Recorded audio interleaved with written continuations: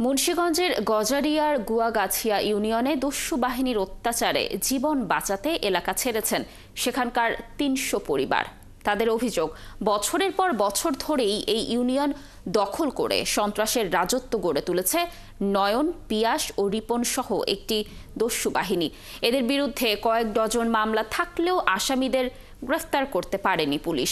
এদিকে পুলিশ কর্মকর্তারা জানান, গুয়াগাছিয়ায় যাওয়ায় সড়ক পথ না থাকায় তাদের নিরাপদ আশ্রয় গড়ে তুলেছে অপরাধীরা।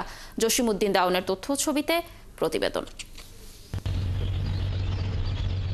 গত এক বছর ধরে গ্রাম ছাড়া ৭০ বছর বয়সী বৃদ্ধ ফিরোজ শিকদার ও তার পরিবার। নিজেদের বাড়ি করার সময় চাঁদা না দেয়ায় ছেলেকে পিস্তল ঠেকিয়ে তুলে নিয়ে যায় নয়ন ও পিয়াস বাহিনীর সদস্যরা। নয়ন, রিপন, পিয়াস ওরা মনে করেন চাঁদা চাইছে, চাঁদা না দেওয়াতে আমার ফোলারে রাতের ৩টা বাজে হাত পা বাইন্দা আটকে রাখছে।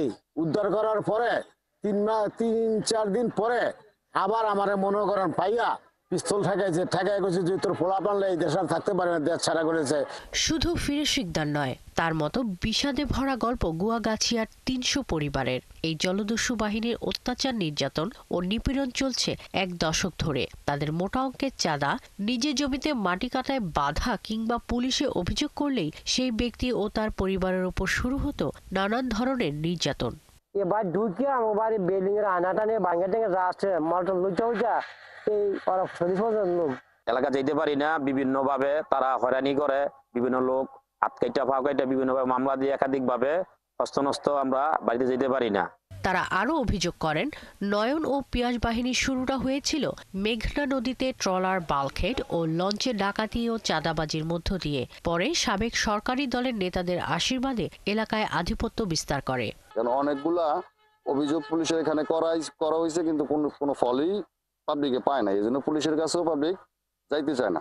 এ নিয়ে গজারিয়া থানার ভারপ্রাপ্ত কর্মকর্তা জানান, প্রায় ৪০,০০০ অধিবাসীর গুয়াগাছিয়া ইউনিয়নের চারপাশে মেঘনা নদী। নৌযান ছাড়া সেখানে যাতায়াতের কোনো উপায় নেই। অপরাধীরা সহসাই সেখানে অবস্থান করতে পারে, আর সেখানে আমাদেরও বিচরণটা খুব সহসা আমরা যেতে পারি না। এই কারণে ওখানে খুব দ্রুততম সময়ের মধ্যে স্থায়ী ক্যাম্প, তদন্ত ফাঁড়ি ক্যাম্প হওয়া দরকার।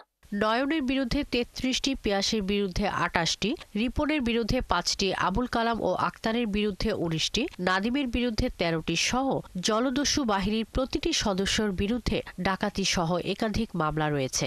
এ ব্যাপারে নয়ন এবং পিয়াসের সঙ্গে বারবার যোগাযোগ করেও তাদের সঙ্গে কথা বলা সম্ভব হয়নি। শাকিলা শম্পা, ৭১।